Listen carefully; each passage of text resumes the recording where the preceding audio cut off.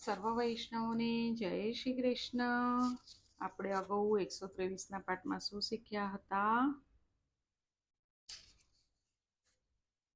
કે વ્યવહાર કરવો પડે છે, પણ વ્યવહાર કરો ત્યારે વ્યવહારમાં મળી જશો નહીં. મનનો સ્થૂળ ભાગ ભલે વ્યવહારમાં હોય, પણ મનનો સૂક્ષ્મ ભાગ પરમાત્મામાં પરોવી રાખજો. કુસંગથી જીવન બગડે છે. સર્વ પ્રકારે અનુકૂળતા હોવા છતાં જેનું મન વિષયોમાં જતું નથી, તે જ વૈરાગ્ય છે. ભરતજીએ વૈરાગ્યનું સ્વરૂપ છે. ઉપવાસનો અર્થ શું? ઈશ્વરના ચરણોમાં વાસ, તે ઉપવાસ. સ્વાર્થ અને લોભમાંથી ઝઘડો થાય છે. તપશ્ચર્યા વગર જીવનમાં સુવાસ આવતી નથી. હવે આગળ જોઈશું. સચ્ચિદાનંદ રૂપાય વિશ્વોત્પત્યાદિહેતવે તાપત્રય વિનાશાય શ્રી કૃષ્ણાય વયમ નમઃ.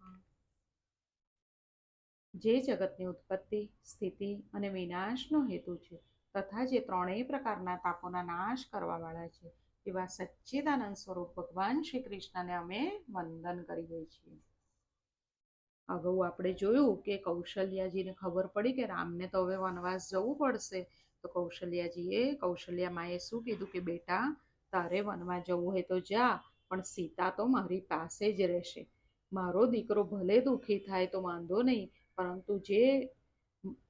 પરંતુ મારા ઘરે જે પારકી દીકરી આવી છે તે કોઈ રીતે દુઃખી ના થાય, તેનું તો મારે પલકો જેમ આંખોનું રક્ષણ કરે તેમ રક્ષણ કરવું જોઈએ. રામજીએ સીતાને કહ્યું, તમે ઘરમાં રહેશો તો મારી માં સુખી થશે. સાસુ સસરાની સેવા કરવી એ તમારો ધર્મ છે. વનમાં રાક્ષસો હોય છે. વનવાસમાં અનેક પ્રકારનો ત્રાસ છે. વનવાસ મારા માટે માંગ્યો છે. ઘરમાં રહી તમે સર્વની સેવા કરજો. સીતાજી મનમાં વિચારવા લાગ્યા, પ્રાણનાથની સાથે શરીર અને પ્રાણ બંને જશે કે કેવળ એકલા પ્રાણ જશે? સીતાજી ધીરજ ધારણ કરીને બોલ્યા છે. આપે સુંદર ઉપદેશ આપ્યો, પણ સ્ત્રીનો આધાર કેવળ એક પતિ છે. તમને એવી ખાતરી હોય કે મારા વિયોગમાં સીતા 14 વર્ષ જીવશે તો મને ઘરમાં રહેવા આજ્ઞા આપજો. તમારા વિરહમાં મારા પ્રાણ તો જવાના જ છે, તેથી ભાગ્યશાળી થવાની છું, પણ મારા આ શરીરને ભાગ્યશાળી કરો અને મને સાથે લઈ જાઓ તો સારું. વધારે શું કહું નાથ, તમે તો અંતર્યામી છો.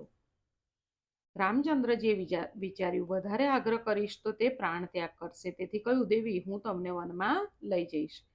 કૌશલ્યાએ કહ્યું, બેટા, એક ક્ષણ સીતાને અળગી મૂકીશ નહીં. તમારી મનોહર જોડીને હું હવે ફરીથી ક્યારે જોઈશ? તે સમયે લક્ષ્મણજી ત્યાં આવ્યા છે. રામજીએ લક્ષ્મણને ઉપદેશ કર્યો, લક્ષ્મણ, તારે સર્વનું રક્ષણ કરવાનું છે. માતા પિતાની સેવા કરવા ઘરમાં રહેવાનું છે. લક્ષ્મણ કહે, માતા પિતા તમે છો. આપ મારો ત્યાગ કરશો તો હું કોના શરણે જઈશ? મારો ત્યાગ ન કરો.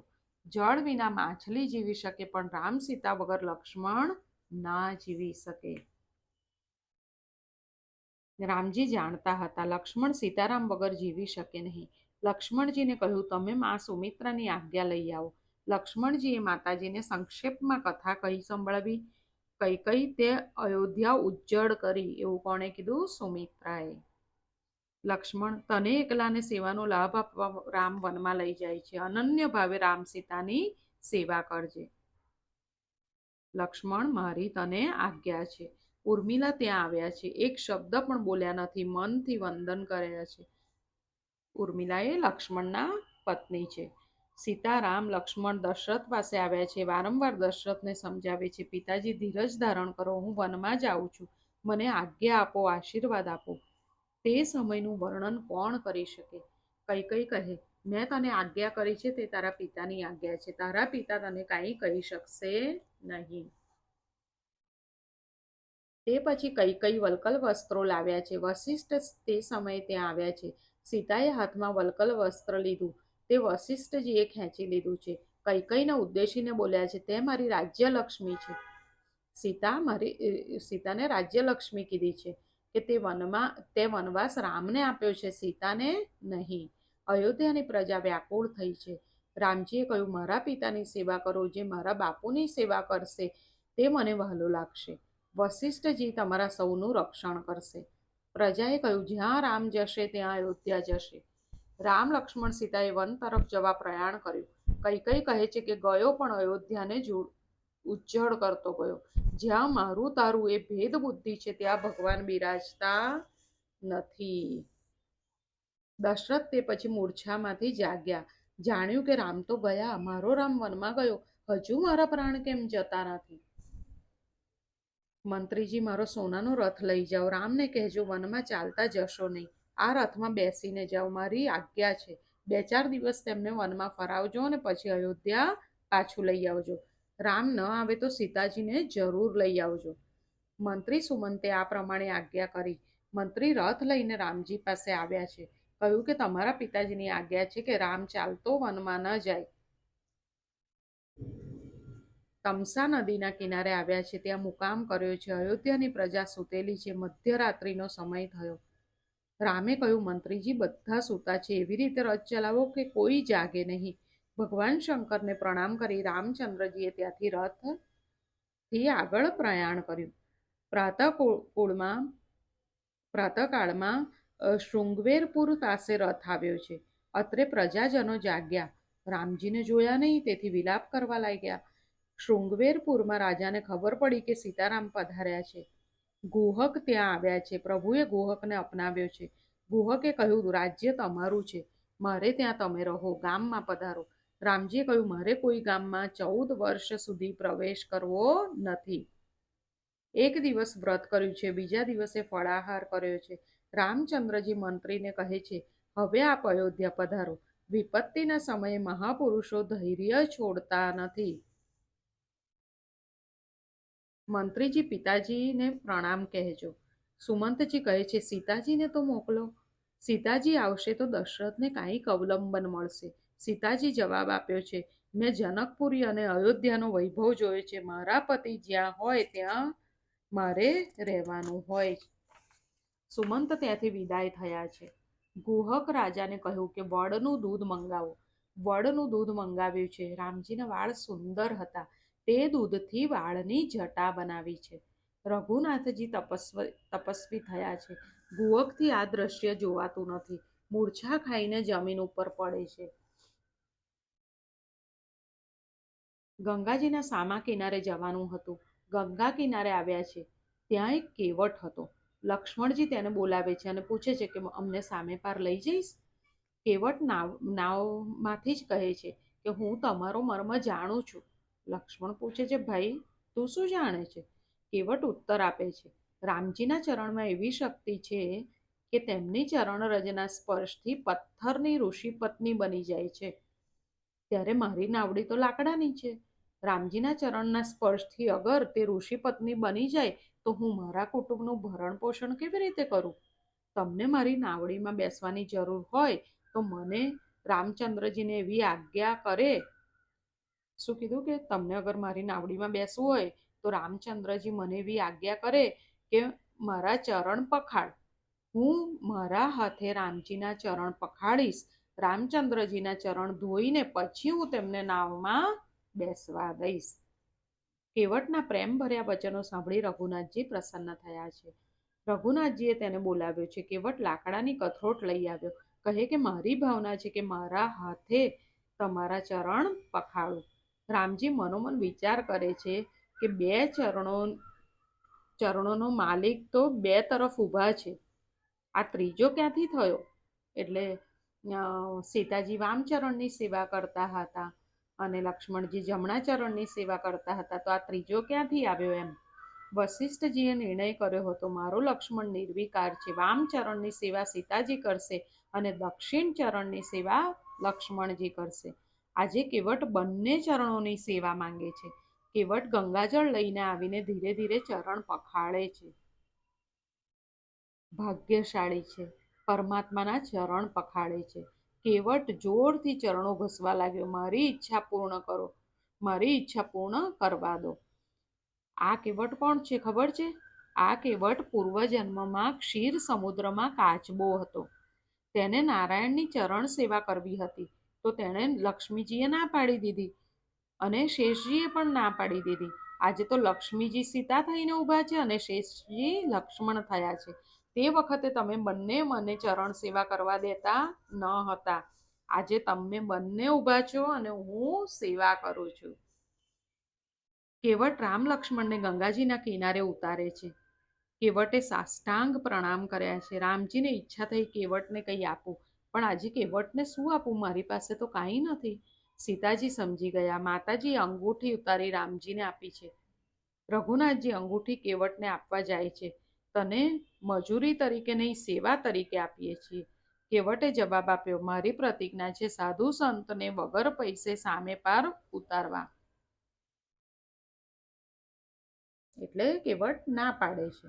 કેવટ બોલ્યો, પ્રસાદ લેવાનો આ દિવસ નથી. 14 વર્ષનો વનવાસ પૂરો થાય, મારા રામજી ગાદી ઉપર બેસે ત્યારે પ્રસાદી આપજો. કેવટ અંગૂઠી લેતો નથી. ત્યારે લક્ષ્મણજીએ કહ્યું કે તું અંગૂઠી લઈ લે. ત્યારે કેવટે જવાબ આપ્યો કે અમે 2 જાત ભાઈઓ છે, તેથી ઉતરાઈ ન લેવાય. હવે લક્ષ્મણજી તો ગુસ્સે થઈ ગયા અને કીધું, તારી ને મારી એક જાત કેવી રીતે? તારી અને અમારી જાત અલગ છે, તું શું બકે છે? કેવટ કહે છે કે તમારી અને મારી જાત એક નહીં, પણ મારી અને રામજીની જાત એક છે. ગંગાજીનો કેવટ હું છું અને સંસાર સાગરના કેવટ રામજી છે. હું લોકોને ગંગા પાર ઉતારું છું અને રામજી આપ લોકોને સંસાર સિંધુની પાર ઉતારે છે. આપ કૃપા કરો ત્યારે જીવ સંસાર સાગરની પાર ઉતરે છે. નાથ, આ જીવને સંસાર સાગરની પાર ઉતારજો. આપણે પણ પ્રભુ પાસે માંગીએ કે તમે આ જીવને સંસાર સાગરની પાર ઉતારજો. કેવટ રાજ્યાભિષેક વખતે આવ્યો નથી, કારણ જ્યારે રામજી વનવાસ પછી જ્યારે રાજ્યાભિષેક થયો ત્યારે કેવટ આવ્યો નથી. કેમ? કારણ કે રામચંદ્રજી વળતી વખતે તો વિમાનમાં અયોધ્યા ગયા છે, પરંતુ રામચંદ્રજીએ યાદ રાખી ગુહકના મારફત કેવટ માટે પ્રસાદ મોકલાવ્યો છે. ત્યાંથી આગળ ચાલ્યા. હવે રામજી ત્યાંથી આગળ ચાલ્યા. સીતાજી બહુ વિવેકથી ચાલે છે. આગળ રામ, પાછળ સીતા અને સીતાજીની પાછળ લક્ષ્મણ. રામ લક્ષ્મણની વચમાં સીતા કેવા સુંદર શોભે છે, જાણે કે બ્રહ્મ અને જીવની વચમાં માયા. લક્ષ્મણ રામ સીતાના ચરણ બચાવી ચાલે છે. પગદંડી ઉપર જગ્યા રહેતી નથી. લક્ષ્મણ કાંટા ઉપર ચાલે છે. રામજીથી જોવાતું નથી. ગતિ ફેરવી છે. પહેલા લક્ષ્મણ, પછી સીતા ને પછી રામ, એ પ્રમાણે રસ્તામાં મુકામ કર્યો છે. ગામના લોકો સીતાજીના દર્શન કરવા આવે છે. ગામની સ્ત્રીઓ માતાજીને વારંવાર વંદન કરે છે.